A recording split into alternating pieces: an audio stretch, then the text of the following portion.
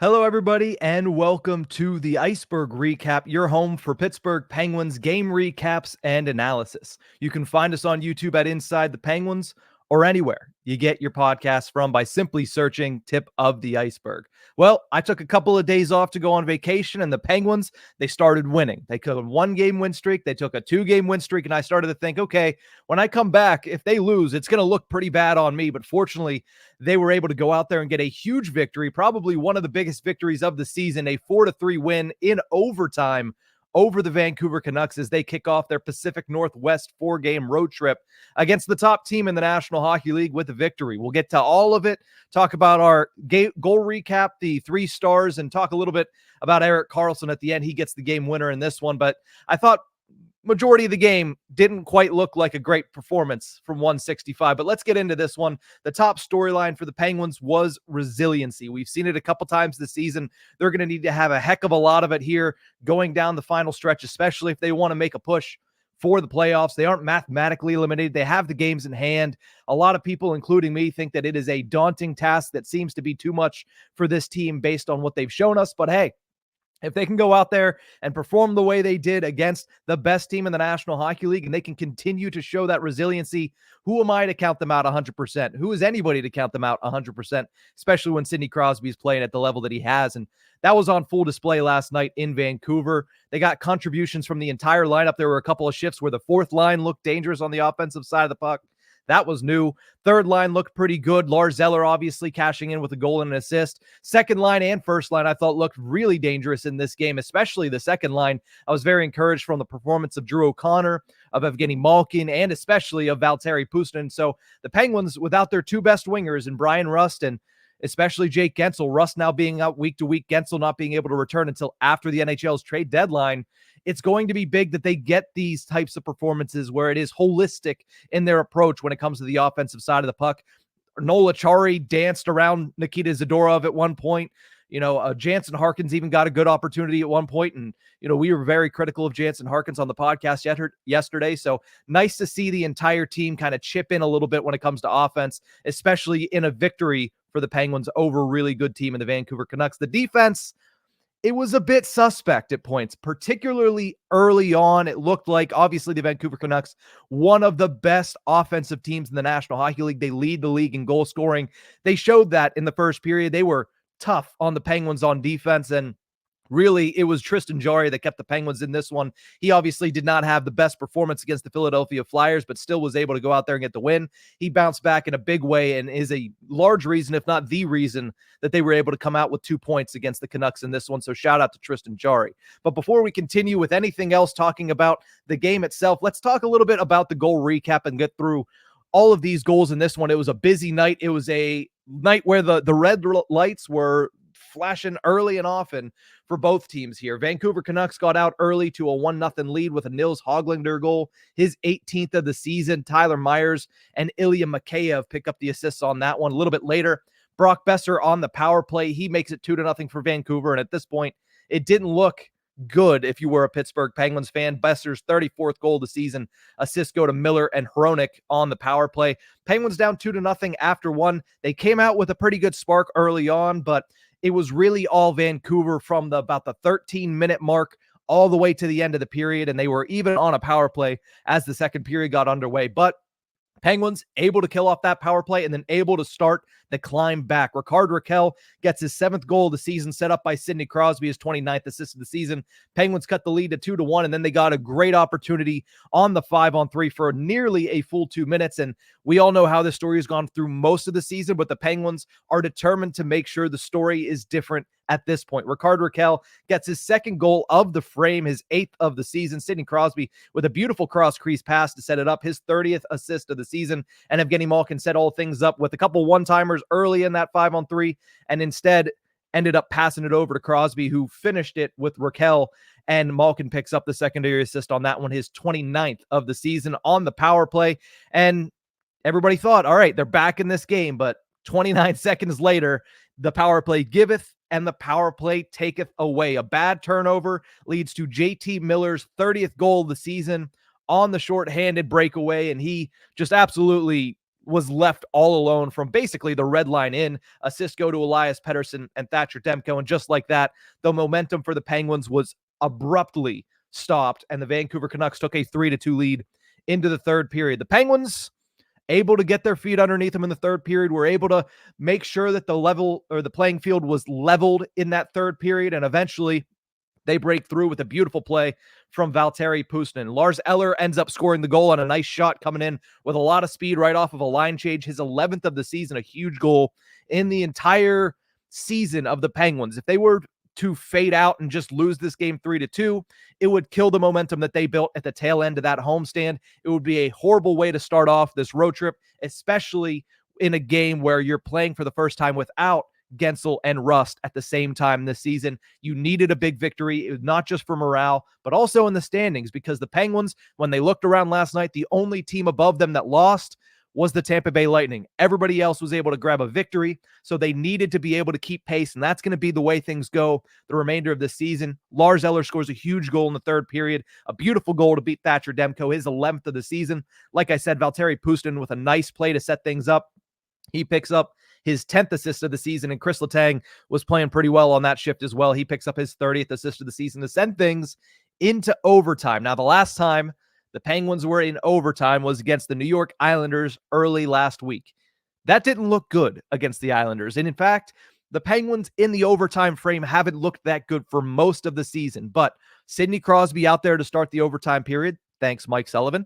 He wins the faceoff. Penguins take control of the puck and never really relinquished it until they end up getting the game-winning goal. That one coming from Erik Karlsson, his 8th goal of the season, a huge one, and you could see the reaction on the ice. Him, Lars Eller, Riley Smith, those players being the ones to put this game away in favor of the Penguins is a huge, huge bonus to obviously getting the all-important second point there. Karlsson gets his 8th of the season. Lars Eller picks up his 2nd point of the night, his 9th assist of the season, and Riley Smith, who started this play coming in and passing the puck over in the 2-on-1, gets his 15th assist of the season, and that is where things stood, obviously, with the game-winning goal in overtime.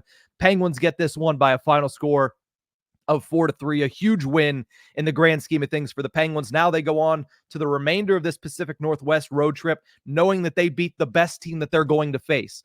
Going into this now knowing that they have a 3-game win streak for the first time since late December.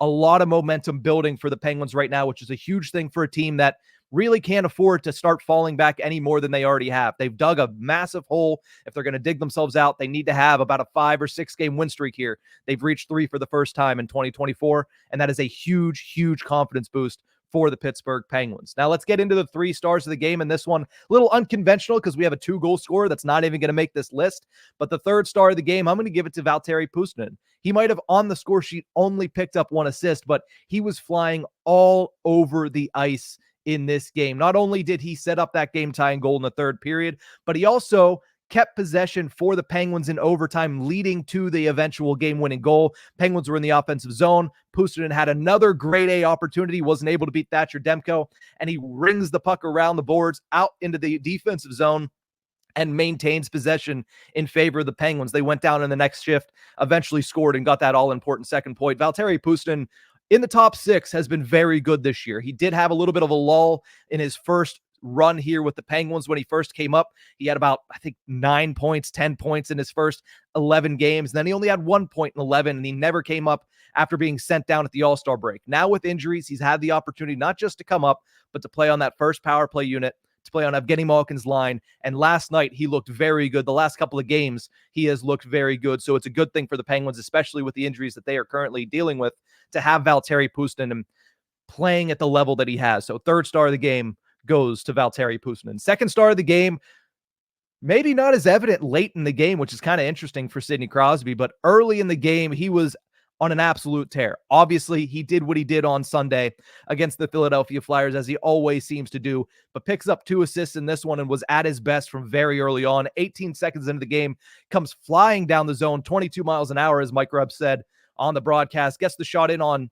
Thatcher Demko and sets the tone for the Penguins. It wasn't a great game all in all. It's not like the Penguins outperformed the Vancouver Canucks from start to finish. They didn't. In fact, more often than not, The Vancouver Canucks had the momentum in this game, but the Penguins were able to claw back, take advantage of their opportunities, and were able to get over the hump at the very end. And a lot of that is due to the fact that Sidney Crosby is still on a completely different level than we have seen from him for most of the season. And he's been very, very good through most of the season. It seems like now, with the weight of the world on his shoulders, he's starting to stand up in a big way for the Penguins. A huge game for him and a huge 2 assists for him to get the Penguins back from down 2-0 to tied 2-2, setting up Rickard Rakell on both of them. First star of the game in this one, we wouldn't be talking about a victory if it wasn't for the guy between the pipes. Tristan Jarry had another resilient performance.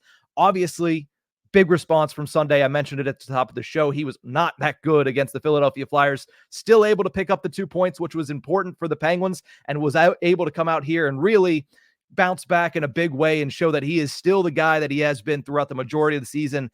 And that is the exception, that what we saw on Sunday and not the rule. The rule was what we saw on Tuesday evening in Vancouver. A really solid performance, 32 saves on 35 shots, and a couple of really big 10-bell saves to shut down the most dominant offensive team in the National Hockey League this season, keeping them to only 3 goals when they could have easily scored 4, 5, or 6 in this one. Like I said, the defense was not on their game at the start of this game. And the Vancouver Canucks are a team that's going to take advantage of that and create some big opportunities. They did. Jarry was able to shut things down. None bigger than a huge save on Tyler Myers, I believe, late in the second or early in the third period, where he's sprawling across to his right side. And a really stellar performance from Jarry to get the Penguins over the top in this one.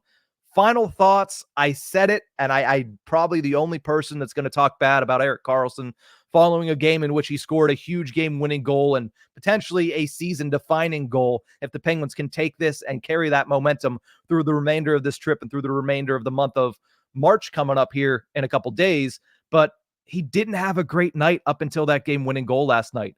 I don't expect stout defensive play from Erik Karlsson. And if you are, then you're just expecting something to happen that's probably not possible. Erik Karlsson, I understand that he's a defenseman, but we all know that he is on the Penguins. He's getting paid that much money because of his offensive upside. That's why he was brought in. That's why he was acquired for an eventual first-round pick. We'll see if that's in 2024 or 2025. But the question now has to become, on a night-in and night-out basis with Erik Karlsson, does the offensive output outweigh his defensive liability in that particular game? To me, for the most part last night, the meter was too far in the wrong direction for Erik Karlsson.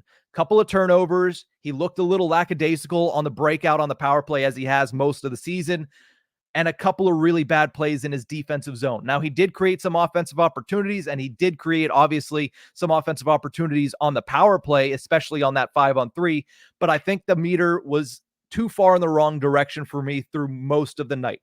He makes up for it for getting the Penguins the victory. He does. And that's, at the end of the day, that's what you're looking for. If he's going to perform poorly at certain points of the game, he needs to make a big impact on the overarching storyline. And he did. He scored the game-winning goal in overtime. He put the biscuit in the basket when it meant most. Thatcher Demko was down and out. You shoot the puck. You make sure you don't miss the net in that instance, because that could have been catastrophic for the Penguins if he would have missed the net, but he doesn't. He scores his 8th goal of the season. At the end of the day, a lot of the headlines read Erik Karlsson hero, but I did have this written down throughout most of the game that he was becoming a big defensive liability and the offense wasn't outweighing what he was doing in the defensive zone. Now, again, I've said it multiple times. You're playing a very good offensive team in Vancouver. They make defenses look bad on almost a regular basis this season. So that's going to happen. But on a night-to-night basis, that's how I'm going to judge Erik Karlsson going forward. Does the offensive output outweigh the defensive liability? And that's exactly why they shifted their defense around the way that they have. They wanted Marcus Pettersson to be able to be there to give Erik Karlsson carte blanche to go out there and make some ridiculous plays in the offensive zone and kind of leave the defensive responsibility to Pettersson. He's the only defenseman on the Penguins that can handle that responsibility, and that's exactly what Mike Sullivan and the Penguins are hoping he's able to do. It worked out in this one. They got the victory. Erik Karlsson scores a big goal. But, man, you hope that mostly he ends up with that meter in the right direction. Today, the meter was in the wrong direction, and it was scaring me through most of this game. Up next for the Penguins, the Northwest road trip continues as they dip back down to the United States for a matchup with the Seattle Kraken on Thursday evening. Now, it's going to be a 10 o'clock start once again, so make sure you get your coffee ready. Make sure you're ready to join the Midnight Owls Club, because it is going to be a lot of late nights going forward. 4 games in 6 days with 10 o'clock starts, Fortunately, there's one 9 o'clock start on Sunday, which gives us a little bit of reprieve over the weekend, but it's going to be a lot of late nights for the Penguins, and you're hoping that they make sure that it is worth it to stay up like they did on Tuesday night with a huge victory over the Canucks. But that's going to do it for this episode of the Ice-Burgh Recap. Thank you guys so much for tuning in. Remember, you can find us on YouTube at Inside the Penguins or anywhere you get your podcasts from.